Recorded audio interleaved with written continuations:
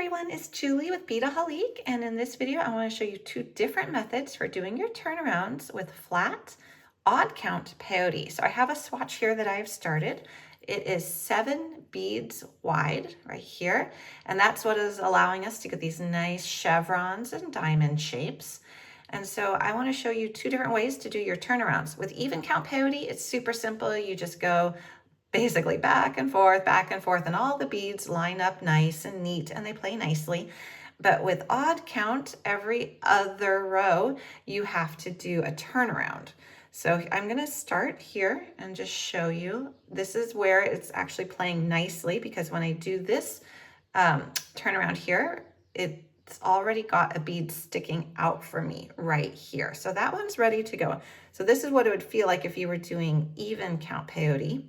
But I'm going to go ahead and just add my bead right here.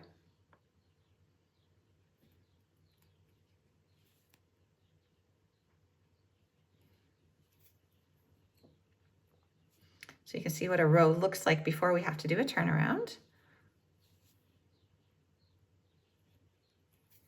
So I'm adding the beads into basically the gaps where they're missing beads.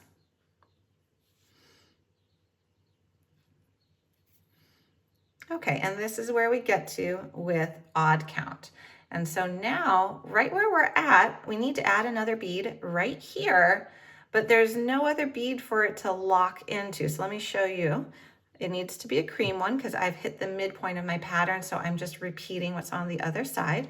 So I have this bead here, and let's see what happens when it slides down. Well, what does it anchor onto to go to the next row? So what we have to do is we have to do a turnaround. So I'm going to show you first one way, and this is the way I normally do it, is you go through the bead next to it that's on the outer edge. Okay, so we go through that bead and the middle bead, down one, and actually one more. So you're going diagonal through those 3 beads. You're going to pull your thread, and now you're going to make this little guy sit where you want him to sit. You coax him a little bit.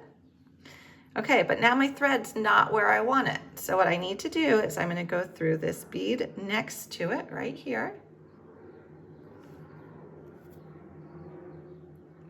Okay, still my thread's not where I want it to be, so I'm going to go through the middle bead again, out that side bead,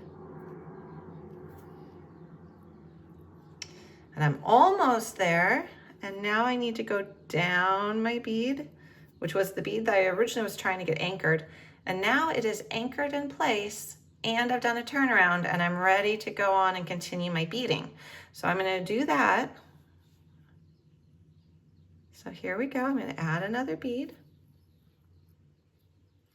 And then I'm following this pattern here, so I'm just looking to see what beads I need to add. So it's symmetrical, so I know I need a pink one now.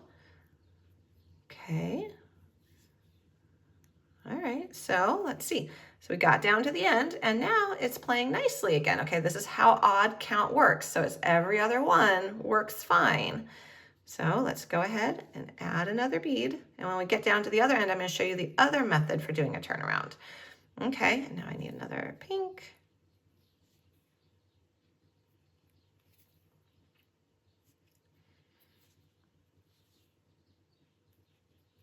Okay, here we are again. We've got a bead. We know where it needs to go, but again, there's nothing to anchor it. So this is the other turnaround I've been doing, and this works really well for narrow pieces.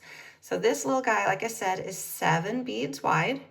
So here's what I'm going to do. I'm going to start off the same way as the other turnaround. I'm going to go diagonal through those 3 beads. Okay, let's see what happens.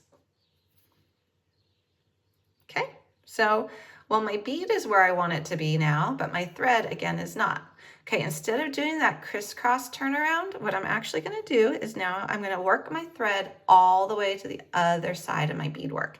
So I'm going to go through these 2 beads now as well.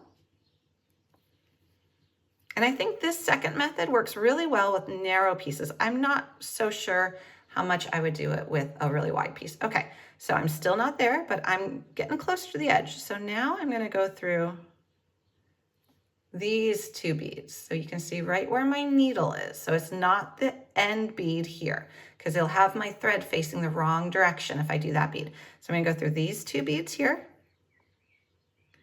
pull it, and now just go down through this bead.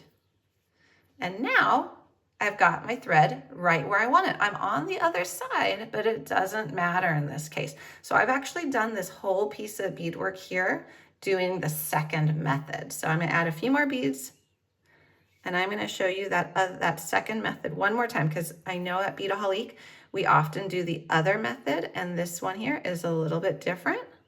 So I just wanna show it to you one more time.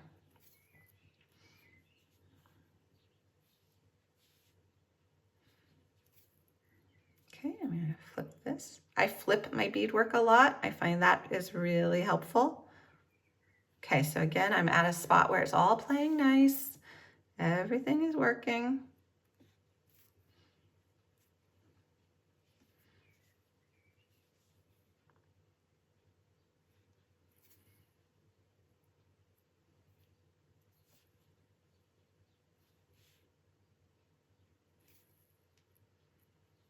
Okay, and now I'm getting to the spot where, okay, I've got my bead, but it's got nothing to anchor it. So here was that second method again. And I can even just let my bead here just kind of come down. I don't have to position it just yet because I'll tighten it up. Okay, here's the second method. Go diagonal through these three beads. Ah, get your finger caught. Okay, now I want to position it so it sits. Now I'm going to go diagonal through the next two beads.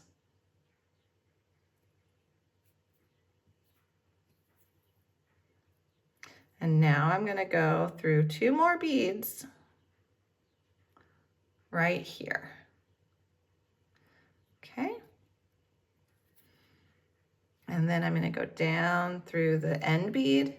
And now I've got thread placed where I want it, beads placed where I want them, and all is good.